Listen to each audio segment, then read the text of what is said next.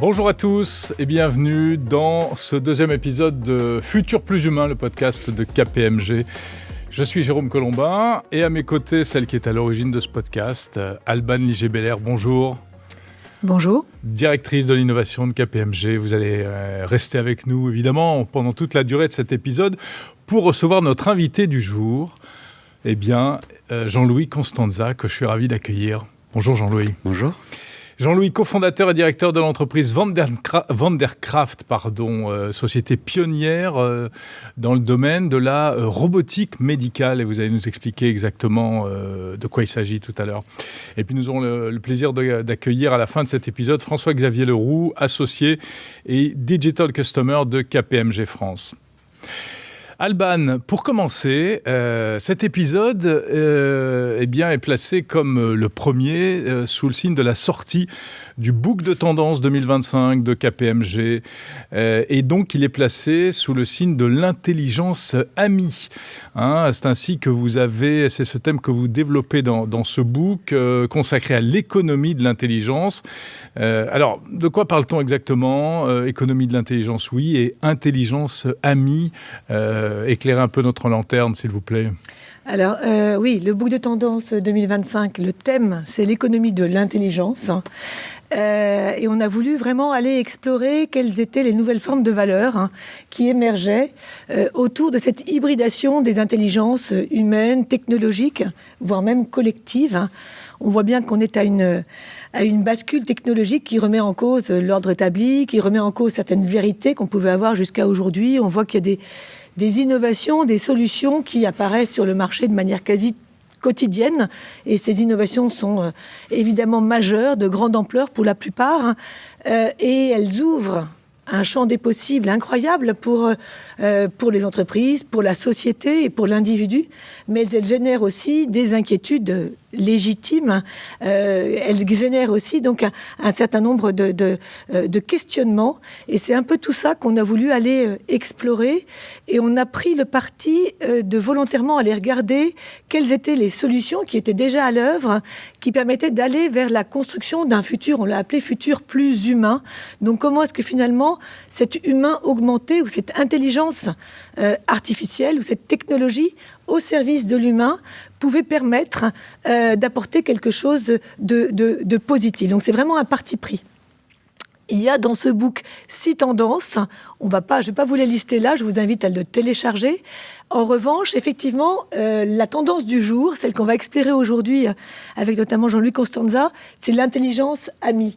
Alors, qu'est-ce qu'on a voulu dire par intelligence amie ? L'intelligence amie, c'est un peu cette nouvelle cohabitation homme-machine qui est en train de se mettre en place, ou même qui s'est mise en place. Et ça tourne beaucoup autour de cette notion de l'agent, de l'agentique notamment, et de toute cette nouvelle génération de technologies qui arrivent avec des agents qui sont autonomes, intuitifs, même parfois émotionnels, et qui nous permettent quasi sans couture d'améliorer notre quotidien, nos vies, et notamment notre vie au travail. On rentre dans ce qu'on a appelé dans le book, en tout cas dans l'ère de l'anthropotech. Et finalement, on a voulu regarder comment est-ce que cette collaboration homme-machine pouvait se passer du mieux possible, et qu'est-ce que l'humain devait faire pour collaborer avec ce nouveau collègue virtuel.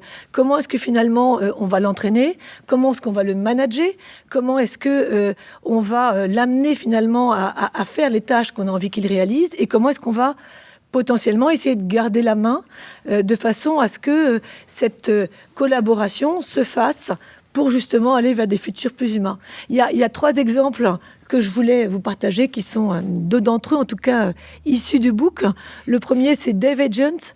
DevAgent, c'est une start-up qui a été fondée par des ex-Google et qui permet justement, à travers une plateforme de solutions d'IA, d'aider ceux qui l'utilisent, pas simplement à travers la machine, ou du moins l'écriture, mais également à travers la voix, à travers le regard, et même à travers le geste, en fait. Un autre exemple, c'est le lab de Berkeley, qui s'appelle le AI Lab, dont vous avez peut-être entendu parler, qui est un laboratoire qui fonctionne de manière quasi autonome, avec des robots chercheurs qui coopèrent entre eux, qui sont capables d'effectuer des tâches extrêmement complexes. Et l'humain est là pour coordonner tout ça. On parle donc de human in the loop. Donc l'humain n'est pas toléré, mais presque. En tout cas, c'est lui qui dirige. Mais ces robots sont en capacité de s'entraîner entre eux et de chercher entre eux de collaborer entre eux de manière autonome. Et puis le dernier exemple que je voulais vous partager, qui est plus récent, c'est cette annonce qui a été faite par Anthropic il y a quelques semaines, hein, notamment le cofondateur d'Anthropic qui a annoncé que d'ici 3 à 6 mois, 80% de son code informatique allait être réalisé par de l'IA. Et à horizon 1 an, il estime que 100% de son code informatique serait réalisé par de l'IA. Et donc, qu'est-ce que ça veut dire pour le métier des développeurs, en fait ? Ça veut dire que les développeurs vont être amenés beaucoup plus à travailler sur la résolution de problèmes complexes, même s'ils maîtrisent le sujet du code. Et puis donc, ça interroge, et c'est ça qu'on a voulu aller chercher dans le book, vraiment sur la manière dont on veut collaborer avec cette intelligence artificielle et avec ces agents autonomes, en fait. Merci beaucoup Alban. Jean-Louis Constanza, je le redis, c'est un plaisir de vous avoir ici. Et donc, on va parler notamment de cette entreprise Vandercraft qui est spécialisée dans la robotique médicale. Alors, c'est quoi ? C'est notamment, principalement, des exosquelettes que vous développez pour rendre la marche aux personnes paraplégiques. On a pu voir ça en action à l'occasion des Jeux Olympiques. Hein. On se souvient de cette image d'un porteur de la flamme équipé d'un de vos robots et qui ainsi a pu se déplacer. Donc vous êtes évidemment l'invité tout indiqué pour parler d'intelligence amie et même d'humain augmenté. On va peut-être aller jusque-là. Comme vient de le dire Alban, l'ère de l'intelligence, donc, c'est pas uniquement une course à la donnée, une course au pouvoir. Les agents conversationnels, les systèmes multi-agents prennent une place grandissante dans nos vies. Mais avant d'entrer dans ce vif du sujet, est-ce que vous pouvez nous raconter, nous rappeler un peu l'histoire personnelle qui est derrière et qui est à l'origine de Vandercraft ? Oui, bien sûr. Il y a 13 ans, mon fils m'a dit... Mon fils a une maladie génétique qui fait qu'il a perdu la marche et a un peu l'usage de ses bras. Et il m'a dit, papa, tu es ingénieur robotique, pourquoi tu ne fais pas un robot ? Il avait 6 ans. C'est vrai que j'étais ingénieur en robotique, mais c'est vrai que j'en avais pas fait beaucoup depuis quelques années. Et recréer la marche pour un robot à l'époque, donc on était en 2011, c'était le Graal de la robotique. La marche, c'était vraiment pas un truc qui fonctionnait. C'est un des phénomènes les plus complexes. Voilà, c'est une des choses les plus difficiles à faire par un robot, en fait. À refaire. Et par chance, donc j'ai été voir ce qui existait en termes d'exosquelettes pour Oscar et je me suis dit qu'il n'irait pas à la fac avec ça. Par chance et en cherchant un peu, j'ai rencontré 2 garçons, enfin ils étaient 3 à l'époque, mais qui sortaient de l'X, qui étaient beaucoup plus jeunes que moi, dont Nicolas Simon, dont le frère a la même maladie qu'Oscar. Et qui, lui, est un authentique génie, en particulier de la robotique, mais pas que. Et qui savait comment faire. Donc on a fondé Vandercraft pour son frère et mon fils. Et Mathieu Masselin, qui était un ami de Nicolas, qui était aussi à l'X à ce moment-là, est venu et puis a dirigé Vandercraft. Et depuis, on est un trio depuis 12 ans pour faire fonctionner cette entreprise pour que Thibaut, Oscar et 30 millions d'autres personnes puissent retrouver la marche.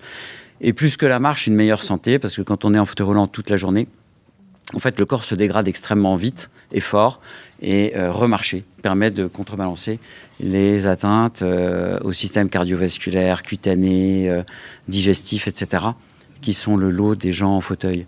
Donc voilà, alors la promesse à Oscar, c'était qu'il irait à la fac avec. On est un petit peu en retard parce qu'il est, il est en 2e année, mais l'exo pour les gens comme lui va sortir l'an prochain. Parce qu'il y a eu toute une évolution, plusieurs versions de cet exosquelette. Oui, on a commencé par faire un exosquelette pour les hôpitaux parce que c'est plus simple. L'hôpital, c'est un monde prévisible. Le sol est plat et on conduit des activités de rééducation. On réapprend à marcher aux gens qui ont eu un AVC, par exemple. Et donc, on sait quoi faire. Donc, le robot est dans un cadre donné. On travaillait avec des algorithmes, j'allais dire à l'ancienne. Même les mathématiques de ces algorithmes n'existaient pas quand moi, j'ai fait mes études, ce qui ne me rajeunit pas. Mais avec une commande, des algorithmes de commande robotique. Donc, en gros, on résout des équations souvent non linéaires, souvent complexes, tous les millièmes de seconde. pour dire au moteur du robot quoi faire. On arrivait à faire mais il a fallu, pour franchir les limites du monde imprévisible et d'une locomotion crédible, basculer de plus en plus vers l'introduction de l'IA. Donc, dans notre cas, c'est de l'apprentissage renforcé, des réseaux neuronaux à apprentissage renforcé, et c'est donc un domaine assez pointu de l'IA qu'on maîtrise pour avoir des performances supérieures et permettre aux exosquelettes puis aux robots de fonctionner dans l'environnement imprévisible qui est la rue ou une usine, par exemple. Alors, aujourd'hui, Wondercraft a gagné, il y a quelques semaines, je crois, le prix de la start-up innovante en intelligence artificielle au festival South by Southwest aux États-Unis.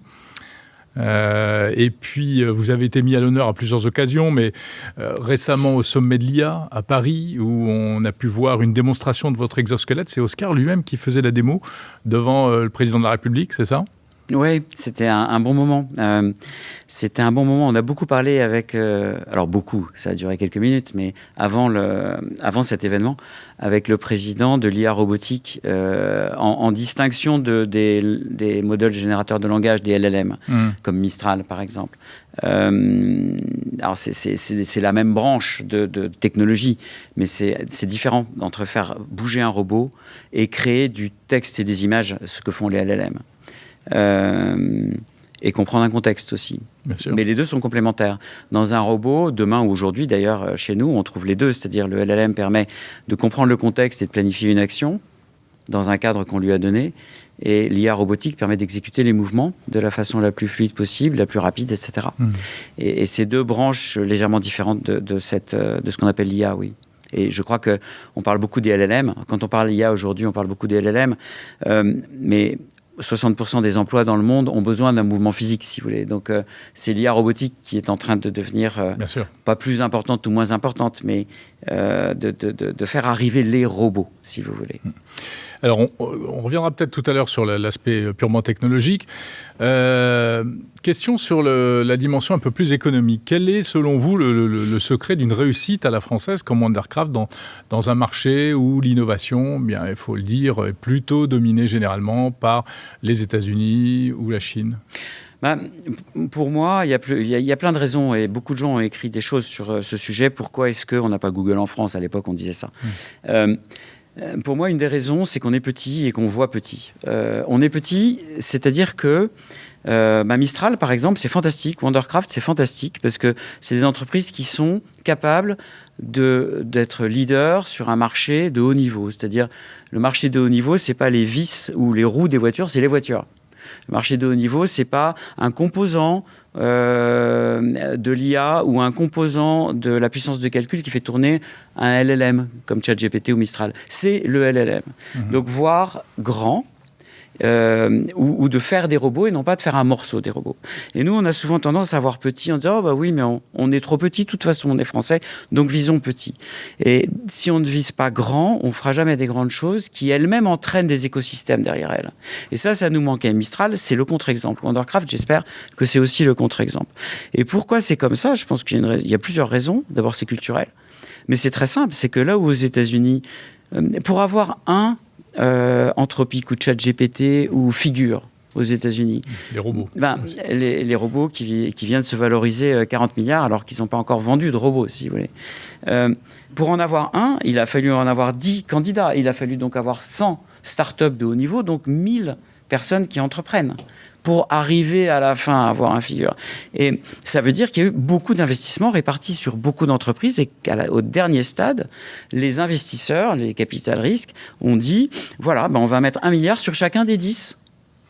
Et il y en a un qui arrive au bout et lui, il va lever 40 milliards. Nous, en France, si on a 1 milliard sur 1, c'est déjà le bout du monde. Et en fait, on ne le met souvent pas parce qu'on se dit, ah bah oui, mais on ne peut pas miser que sur un seul cheval. Et donc, on va viser plus petit. Donc, on a un problème à la fois de taille et de culture. Et c'est vrai en France. Et ça ne devrait pas être vrai en Europe. Mais pour moi, les financements européens ne sont pas encore efficaces. Et donc, on n'y arrive pas, quoi. Et c'est quoi, du coup, les prochains développements de vos produits ? Comment c'est en termes de priorité ? Où est-ce que vous allez mettre un peu l'accent en matière de développement chez Wondercraft ? Déjà, Wondercraft, on se voit comme le leader des exosquelettes, donc des engins qui aident 30 millions de personnes à marcher. Ça fait déjà beaucoup d'exosquelettes à vendre et à fabriquer. Là, la version grand public de l'exosquelette, donc celle pour Oscar, Thibault et plein d'autres, est prête pour les personnes tétraparétiques, au début de l'année, enfin elle est prête en fait, là elle est en train de finir ses tests cliniques avec la FDA, pour la FDA, pas avec la FDA, aux États-Unis. Donc le temps d'avoir l'approbation de la FDA, que j'espère que nous aurons, on sera entre la fin de l'année et le début de l'année prochaine. Donc, quelque part dans l'année prochaine, on va commencer à commercialiser ces exosquelettes et c'est une grande aventure parce que là, il ne s'agit plus d'en vendre à des centaines d'hôpitaux. Il s'agit d'en vendre à des centaines de milliers de personnes et en plus, dans un endroit, dans un pays qui les rembourse, j'espère, encore, c'est les États-Unis. Mais on aura des remboursements en France aussi, puis dans les pays européens. Donc ça, c'est l'étape clé pour Wandercraft, c'est de vendre aux gens qui ont besoin de remarcher et qui veulent choisir cette option d'être debout et d'avoir une locomotion de plus en plus semblable à l'être humain standard, de remarcher. Quand on a vendu nos premiers exosquelettes, nous étions le premier robot humanoïde qui a atteint le stade commercial. Et aujourd'hui, très peu de robots humanoïdes sont vendus. On vend des protos, on vend des tests. Et il y a encore 2 ans, il n'y avait pas de vente. Nous, on vendait des robots humanoïdes. Alors, certes, il n'a pas les bras, mais c'est quand même un robot humanoïde. Donc oui, on n'a pas vous parlez vraiment de robot. Hein. Ce n'est pas seulement une assistance, une amplification des... Le robot, l'exosquelette que nous produisons, il est capable de faire marcher des gens qui ont 0 motricité. Donc en fait, c'est complètement un robot marcheur qui recrée tous les mouvements de la locomotion. Donc il faut se lever, marcher, tourner, s'asseoir, monter dans une voiture, monter un escalier, le descendre.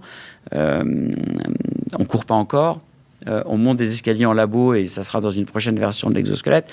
Mais vous voyez, pour offrir une vie... Le fauteuil roulant, c'est un truc qui marche très bien. Hein, les gens s'en sortent vraiment très bien. Ils ont organisé leur vie. Il ne faut pas croire que en montrant juste un gadget, ils vont abandonner un fauteuil roulant qui est vraiment un objet fantastique. Donc il faut apporter des choses nouvelles et la capacité, ce qu'on dit souvent quand on fait des tests avec les utilisateurs, c'est aller chez des amis pour boire un verre, être debout avec un verre à la main et parler avec quelqu'un. Mais aller chercher son pain, aller chercher ses enfants à l'école, etc. C'est ça qu'on apporte. Et donc oui, non, ça c'est un robot d'une complexité extrême. C'est-à-dire quand on a commencé il y a 12 ans, c'était de la science-fiction, vraiment. Ouais. Les professeurs d'université, beaucoup nous disaient c'est pas possible. Donc c'était assez complexe, oui. Ouais. Alors qu'est-ce qui a changé? Et bon, vous l'avez un peu évoqué tout à l'heure, l'IA et la convergence entre l'IA et la robotique. Pour vous, c'est vraiment ce qui va faire décoller les robots humanoïdes d'une manière générale? Alors oui, les robots humanoïdes vont décoller grâce d'abord à l'IA. L'IA qui va leur permettre et qui leur permet déjà de comprendre un contexte. Par exemple, je suis dans cette pièce, on m'a demandé débarrasse les verres, on voit la table, enfin le robot voit la table, il voit les verres, il regarde s'ils sont pleins pour ne pas en mettre partout, il va prendre les verres, il va les débarrasser. Donc, exécuter des tâches, puis exécuter des séries de tâches sous la forme d'une mission, ça c'est en gros des dérivés des LLM comme Mistral par exemple. Et l'IA, la même IA mais légèrement différente, permet au robot d'exécuter tous les mouvements de façon fluide, efficace, pour par exemple prendre les verres qui sont autour de nous. Il y a un autre facteur qui va conditionner l'explosion des robots humanoïdes, c'est que, en fait, si le robot que je viens de décrire coûte 200 000 €, vous n'allez pas l'acheter parce que vous n'avez aucun moment un retour sur investissement de votre robot. Débarrasser les verres, on va le faire en partant et puis quelqu'un va le faire, etc. Donc il faut que le coût descende en dessous d'un certain seuil. On a parlé de 50 000 $. Elon Musk, qui les emmène tout de suite sur Mars, parle de 20 000 $. Je pense qu'effectivement, à partir de quelques dizaines de milliers de dollars, le ROI, le retour sur investissement des robots humanoïdes dans à peu près toutes les fonctions, est très rapide. Et ça, plus un robot qui sait faire des choses grâce à l'IA, on a probablement un produit qui sera encore plus important au XXIe siècle que l'automobile l'était au XXe, en termes à la fois de libération de l'homme et de poids économique et de révolution de la société. Ça paraît ambitieux, mais en fait, prenez une voiture. Une voiture, elle sort d'usine entre 15 et 20 000 €. C'est quand même plus gros qu'un robot. Ouais.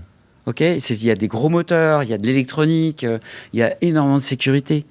Donc, qu'un robot, même s'il a 20 ou 23 ou 27 moteurs électriques, n'arrive pas à coûter moins cher qu'une voiture à fabriquer, c'est en fait inimaginable. Et on va y arriver très vite en ouvrant cette boucle entre l'utilité du robot dans différents segments d'usage, et on a déjà des bonnes idées là-dessus, et les séries qu'on va pouvoir faire pour que les coûts descendent en dessous du prix d'une voiture.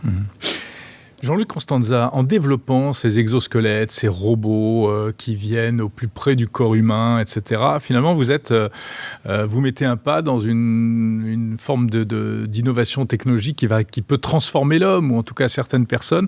C'est presque de la mutation anthropologique. Est-ce que vous pensez que ces exosquelettes vont jouer un rôle clé, justement, dans l'avenir de l'humain, où la machine sera de plus en plus proche de fusionner avec l'être humain? Quelle est votre vision à ce sujet? Alors, chez Wondercraft, on est assez modeste face à la question de l'hybridation entre l'humain et la machine, parce que c'est pas notre domaine. On fait pas de biologie, nous ne sommes pas neurologues. En fait, nous développons et nous fabriquons des robots qui aident les gens, mais en restant extérieurs à eux. C'est pas du tout invasif. Donc c'est pas invasif, et il peut y avoir dans certaines conditions des améliorations cognitives liées au fait de retrouver la mobilité. Mais là-dessus encore, on est extrêmement modeste. Ce sont les médecins qui vont faire des études pour voir quelle est cette amélioration cognitive. Je vous avoue qu'on suit de près, évidemment, des sociétés qui sont beaucoup plus invasives dans leurs produits, c'est-à-dire qui essayent de bypasser des ruptures de la moelle épinière ou d'aller chercher les signaux nerveux dans le système nerveux central, c'est-à-dire dans le cerveau. Pour l'instant, nos exosquelettes sont commandés par des moyens beaucoup plus simples et beaucoup plus accessibles à la plupart des utilisateurs. Maintenant, c'est-à-dire, c'est comment pour la première version, en fait, on a trouvé que les gens qui vont utiliser la première version seront souvent assez faibles des bras. Donc, ils ont un fauteuil roulant électrique avec un joystick. On a gardé le joystick. D'accord. Et on a ajouté un certain nombre d'IA pour permettre de comprendre exactement ce que voulait la personne. Mais c'est fabuleusement efficace, un joystick. C'est très simple. Et ça, par exemple, on pourrait le commander avec la voix. On sait le faire. Mais c'est hyper fatigant de parler à son robot au lieu de parler avec la personne avec qui on est sorti pour faire une promenade. Ah, bien sûr. Ça n'a aucun sens. Donc, on est resté très, très, très, très pragmatique là-dessus. Je pense plus à une modification de la société qu'à une modification de l'humain, parce qu'on n'aura pas trop le temps de modifier l'humain, à part par la génétique, mais c'est un sujet que je ne connais pas, que de voir la société profondément bouleversée par l'arrivée des robots. Tout de suite, on ouvre des portes qui peuvent rapidement avoir un petit côté un peu vertigineux quand même. Mais vous voulez rester les pieds du robot bien sur terre. On ne peut pas s'empêcher de penser que s'il y a des robots qui savent faire à peu près tout ce que font les humains, ou en tout cas une grande partie de ce que savent faire une grande partie d'humains, et c'est très très difficile de déterminer quelle est la partie qu'ils ne sauront pas faire, que la société va être bouleversée, puisque d'une part, notre contribution à la société est mesurée par notre travail, en quantité et en qualité. Imparfaitement, sans doute, mais elle est mesurée comme ça. Et donc, si les robots travaillent à notre place, c'est un premier bouleversement, évidemment. Et le deuxième bouleversement, c'est, à part de répartir la richesse produite par les robots, comment ça va être, qu'est-ce qu'on va faire? Parce que pas seulement le bon sens, mais les études sociologiques et scientifiques montrent qu'avec du temps libre, et regardez autour de vous, les humains ne passent pas leur temps à composer des symphonies ou à créer de la science ou à jardiner des orchidées. On se met tous devant Netflix et on met une paille dans de coca, quoi. D'un point de vue plus macroéconomique, donc comment est-ce que vous voyez la possible transformation de la société? Parce que c'est une grande question, ça, le remplacement du travail par les robots, par l'IA, etc. À chaque fois, on a l'impression que le balancier part très loin d'un côté en disant de toute façon tous les métiers vont disparaître. Après, on revient en arrière en disant non, pas du tout. Là, récemment, Bill Gates a dit que le métier qui a le moins de chances de disparaître, c'est celui de développeur. Alban, vous l'évoquiez en introduction. J'ai beaucoup de respect pour Bill Gates, mais il y avait 85% de la population active en 1850 qui était agriculteur. Maintenant, c'est 3%. Donc oui, il y a toujours des agriculteurs. Maintenant, d'abord, les métiers vont changer lentement, en fait. C'est difficile d'arriver dans une usine ou devant un champ avec un camion avec 10 robots en disant « Allez, je vous apporte 10 robots. » Non, il faut changer les process. Ouais. Il faut apprendre aux robots. Il faut que les gens aient de quoi les financer. Parce que certes, ils vont peut-être se rembourser sur le temps, mais ça ne va pas être immédiat. Et donc, le démarrage de l'invasion des robots dans nos métiers et dans nos vies va être évidemment un peu lent. Vous ne croyez pas au contraire que ça peut aller très très vite là, je pense que la semaine prochaine en Chine, il y a des robots qui vont courir le semi-marathon. Non, mais ça, ils courent le semi-marathon, où ils portent des pneus, ils font plein de trucs, et on les connaît très bien. Mais est-ce que vous en avez un chez vous? Non, mais j'en rêve. Oui, mais est-ce que vous en avez pas pour l'instant? Et il est même pas produit pour vous. Et il sait même, tout ce qu'il sait faire, c'est plier un t-shirt. Mais il ne sait pas le repasser encore. Ouais. Il va falloir lui apprendre. Il va falloir lui apprendre à couper vos concombres. Il y a quand même du boulot. Et donc, il va falloir après que vous ayez le financement, pas vous seulement, Jérôme, mais en masse pour les acheter. Or, même s'il ne coûte pas cher, il va coûter le prix d'une voiture. Donc, vous choisirez. Voilà. Donc, on va avoir une effervescence de démonstration. Il plie un t-shirt, il fait le marathon, etc. OK. Après, on va avoir un temps assez long de développement de la technologie et des financements pour les acheter, 3, 4, 5 ans. Et après, on va avoir une croissance très rapide. On parle d'horizon, quoi ? Quand on parle d'une mise à disposition, quelque part, du grand public de ce type de robot, alors, si je on savais, est sur, voilà, à peu près une échelle de temps. Si je savais, c'est demain, après-demain, après-demain. Super content. En plus, chez Wondercraft, on ne s'intéresse pas nécessairement au cas d'usage grand public. Plier des t-shirts, c'est super et plein de gens le feront. Nous, notre métier, ça va être d'aider des gens. D'abord dans des cas industriels, les usines, etc. Et après, des gens qui n'ont pas d'exosquelette mais qui ont besoin d'aide tous les jours, ils sont encore plus nombreux en fait. C'est des centaines de millions de personnes. Et pour ça, il faut des robots qui sont quand même... Il y a plusieurs problématiques qu'il faut quand même surmonter. On n'y est pas encore du tout. Aujourd'hui, aucun robot n'assure la sécurité de son environnement. Aucun. Beaucoup de robots sont encore téléopérés. Donc, ils sont pas encore... Ça peut aller assez vite. La sécurité, c'est un gros problème. C'est-à-dire la sécurité de... je suis à côté d'un robot, il se retourne, il m'envoie un coup de bras, le bras pèse 12 qu'il ne soit pas dangereux pour l'être humain. Voilà. Un robot, c'est aussi dangereux qu'une voiture. On est très bien arrivé à gérer la sécurité des voitures. Les accidents sont quand même rarissimes. Mais ça a pris du temps. Alors, donc il y a un petit peu de temps, et je ne sais pas vous donner un horizon de temps, mais en tout cas dans les métiers où on voit les premiers robots arriver, typiquement les usines, probablement les chantiers de construction, les premiers tests ont lieu en ce moment. Des tests à grande échelle vont avoir lieu dans les 2-3 ans. Ça devrait arriver... entre 2 et 5 ans de maintenant, d'une façon qui croîtra assez vite, oui. C'est super intéressant, parce que là, vous abordez la question de la relation entre les humains et les robots. Ils vont peut-être pas arriver tout de suite, mais on peut penser qu'on va en croiser, en fréquenter de plus en plus des robots. C'est déjà le cas dans les usines.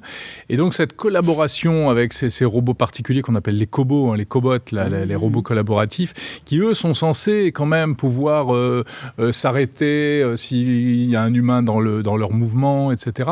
Comment vous voyez de manière un peu plus globale ce monde lointain ou pas si lointain, où il y aura beaucoup de robots humanoïdes au milieu des humains? Comment ça va se passer?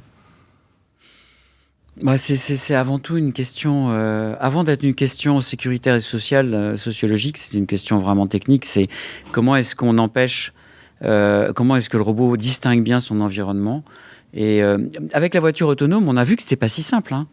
On a vu que ça prenait quand même un peu de temps, et c'est pas très différent. Vous êtes dans la voiture, elle roule, elle va rentrer dans un réverbère. C'est un petit peu le même genre de question robotique que le robot arrive vers vous, il vous a pas vu et il va vous mettre un coup. Donc c'est une question technique qui se résout avec beaucoup d'apprentissage, beaucoup de senseurs, une très grande qualité de fabrication, parce que si notre produit il n'a pas une qualité uniforme, un des robots aura un défaut et il va créer un accident. Ouais. Et encore, on parle de robots, on parle là uniquement de robots bien intentionnés. Si demain on doit faire face en plus à des robots mal intentionnés, suivez mon regard, sur des champs de bataille ou autres, c'est encore une autre Alors, c'est pas un sujet qui nous intéresse du tout. Il nous intéresse évidemment à titre informatif, mais on n'est pas dans les applications militaires. Bien sûr. Donc, j'ai pas d'avis dessus, à part un avis de personne lambda. Mais bien sûr, c'est vrai que plus généralement, sur les robots qui vont être un peu partout dans la rue, dans les usines, etc., on va avoir envie qu'il y ait quelque chose qui ressemble aux lois de la robotique d'Asimov. Lisez Asimov si vous ne l'avez pas lu. J'ai lu pas mal de travaux éthiques sur la robotique. On a une bonne éthicienne en France qui s'appelle Laurence de Villers, mais en fait, les lois d'Asimov, elles sont bien. Le problème, c'est qu'elles ne sont pas applicables, c'est-à-dire qu'on ne sait pas comment graver dans le hardware de chaque robot une exigence comme par exemple tu ne blesseras pas un être humain, quoi. Mais on pourrait se forcer à le mettre dans le soft d'une façon ou d'une autre. Bon, je rêvasse un peu parce que j'ai pas la réponse à votre question et je ne suis pas éthicien, mais c'est des questions qu'on va se poser et je ne connais pas une boîte de robotique qui se les pose pas, hein. Les gens sont pas des irresponsables quand même. Merci Jean-Louis. On va revenir maintenant un peu dans le monde réel, dans le monde concret d'aujourd'hui, et notamment celui de l'entreprise. Et pour ça, j'ai le plaisir d'accueillir François-Xavier Leroux, associé Digital Customer chez KPMG France. Merci. Bonjour. Alors, François-Xavier, l'IA, c'est le quotidien de vos clients aujourd'hui. De plus en plus, oui. On ne parle pas de futur, on parle de présent, et notamment ce qu'on appelle les agents autonomes. Et avec ces agents autonomes, on commence à parler, m'a-t-on dit, de salariés augmentés par ces nouvelles intelligences. Comment est-ce que vous voyez l'intégration de l'IA, des agents, dans le quotidien des entreprises aujourd'hui et demain ? Alors, je dirais qu'il y a ce qui se voit d'ores et déjà, et puis ce qui arrive. Et Jean-Louis a évoqué ce futur qui risque d'être un petit peu chamboulé. C'est le cas avec les robots dans les usines, dans notre quotidien. C'est aussi le cas dans nos entreprises. Et ce qui se voit déjà, c'est que les IA sont omniprésentes dans tout un tas de processus de gestion de l'entreprise. Et puis, ces agents arrivent. Ces agents, en fait, ils permettent de développer des nouveaux cas d'usage. Ils apportent déjà des possibilités d'automatiser des activités plutôt répétitives à faible valeur ajoutée. Quelque part, on automatise tout cela et ça se fait par exemple beaucoup dans la gestion de sinistres dans l'assurance, par exemple, dans de la gestion de la relation client et tout un tas d'autres activités qui sont parfois un peu pénibles et qu'on peut simplement automatiser. Et ces agents sont déjà plutôt actifs. Un deuxième cas d'usage, c'est de la prescription, c'est de l'aide à la décision. Et ça, évidemment, dans les entreprises, c'est un des enjeux clés, savoir analyser des contextes, comme vous l'avez dit Jean-Louis, qui sont des contextes différents, des contextes de gestion d'entreprise, et prendre les bonnes décisions pour derrière mettre en place les actions et les processus qui vont bien. Là, on parle un peu de copilote, quelque part, si on peut se permettre le jeu de mots. Le nom est pris. Hein. Oui, tout à fait. Avec un E alors. Et on vient quelque part épauler ces prises de décision et avancer. Un troisième cas d'usage qui me semble important, c'est celui de la personnalisation. Et de la personnalisation, là, on va quelque part sur des nouveaux modes d'interaction machine, puisque quelque part, j'exprime une demande, j'exprime un besoin, j'échange avec la machine qui va creuser ce contexte et me pousser à l'action derrière. Alors ça, c'est vrai aussi bien pour de l'interne, comment j'interagis avec mon futur collègue IA, mais aussi pour les clients qui vont finalement passer par ces agents pour de la relation client, pour passer une commande en e-commerce. Donc quelque part, c'est une nouvelle façon d'interagir avec les marques, une nouvelle façon de naviguer dans ces interfaces, à la fois par l'écrit, mais de plus en plus aussi par la voix. Alors on parlait tout à l'heure de l'interaction avec les robots, ça c'est un peu le futur, mais le présent, vous l'avez dit, c'est l'interaction avec les IA, des espèces de collègues virtuels en quelque sorte. Comment non seulement interagir, mais comment leur faire intégrer les règles qu'il peut y avoir dans une entreprise, des règles éthiques, des règles humanistes, respecter des dynamiques de travail, etc. Il y a très certainement, alors on se le disait, peut-être qu'un certain nombre de métiers disparaîtront. Il y en a certainement qui vont s'imposer dans les entreprises, et c'est tous ces métiers qui vont avoir à régir quelque part ces intelligences artificielles ou ces agents. Un premier, et même si beaucoup d'entreprises sont passées par une phase d'acculturation de leurs employés aux IA et aux agents, on rentre dans une phase de déploiement à plus grande échelle de cas d'usage aujourd'hui, et on voit qu'il y a un rôle qui est ce Chief AI Officer, responsable des IA dans l'entreprise, qui va un jour se développer, s'affirmer. Tout le monde, toutes les entreprises n'en sont pas au même niveau de maturité ou n'ont pas encore pris toute la mesure quelque part de ce nouveau rôle. Donc on va voir où il finit. Est-ce que c'est à des sujets plus stratégiques, plus technologiques, plus de conduite du changement? En tout cas, il va falloir arriver à travailler avec ces nouveaux agents, ces nouveaux collègues. Et je pense que la conduite du changement sera certainement longue. Jean-Louis l'évoquait, effectivement, c'est une transformation relativement massive. Je le pense aussi, parce que travailler avec des agents qui sont nos nouveaux collègues, c'est une nouvelle façon d'envisager les choses.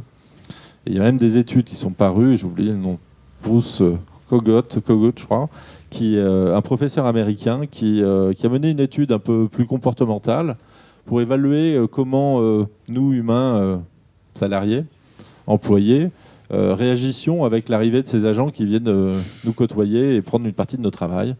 Ce que cela démontre, c'est qu'un certain nombre d'entre eux sont un peu démotivés. C'est vrai que l'agent a plus d'une arme dans sa poche, il se fatigue assez peu, il est assez efficace, mine de rien.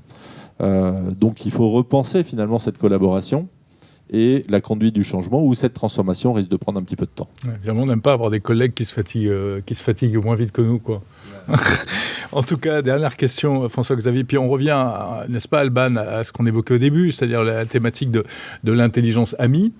Dès aujourd'hui, est-ce que vous auriez des conseils à donner aux entreprises pour faire en sorte que ces intelligences artificielles soient avant tout des intelligences amies ? Alors, j'aurais tendance à déjà faire le tri dans l'utilisation qu'on veut en faire. Il y a naturellement des transformations d'usage internes aux entreprises et tout ce qui peut décharger de tâches fastidieuses doit être analysé. Il y a certainement un retour sur investissement plutôt à la clé. Il y a une réflexion, et c'est ce qui, dans mon quotidien, m'intéresse beaucoup, c'est la transformation des expériences clients. J'y reviens, quand on analyse l'expérience que nous offrent nos marques au quotidien, les entreprises, généralement on a tendance à classer les expériences clients en fonction d'un certain nombre de critères. Il y a la base, l'intégrité, la capacité de répondre à mes attentes, et puis assez vite se positionnent des critères comme capacité à répondre rapidement à mes demandes, de personnaliser ces réponses, d'amener un peu d'empathie. Il est sûr que ces agents, les intelligences artificielles, répondent vite et bien et permettent une certaine forme de personnalisation par l'analyse des contextes et les réponses qu'ils apportent. Donc en cela, finalement, ils vont dans le sens d'expérience client améliorée. Ça, c'est un bon point. Il y a toutefois un certain nombre de risques. C'est le risque d'uniformisation. Et effectivement, ce qui fonctionne bien sera copié. Et il y a des chances qu'effectivement, il y ait une uniformisation des expériences de marque, ce qui veut dire effectivement qu'il faut retrouver de la différenciation. Et la différenciation, ça se recrée par de la friction, des points de friction positifs. Et là, je pense que l'humain aura toute sa place, parce que effectivement, c'est un mot gentil, une attention, c'est un regard, c'est ce que l'on veut. En tout cas, c'est ce qui vient compléter et faire la différence, et fait la différence justement entre des marques un peu plus empathiques des autres. Merci beaucoup. Merci François-Xavier Leroux, associé Digital Customer de KPMG France. Un grand merci à Jean-Luc Constanza d'avoir été notre invité, donc cofondateur et directeur de Wandercraft. Et puis merci bien sûr Alban Liger-Belair, directrice de l'innovation de KPMG France.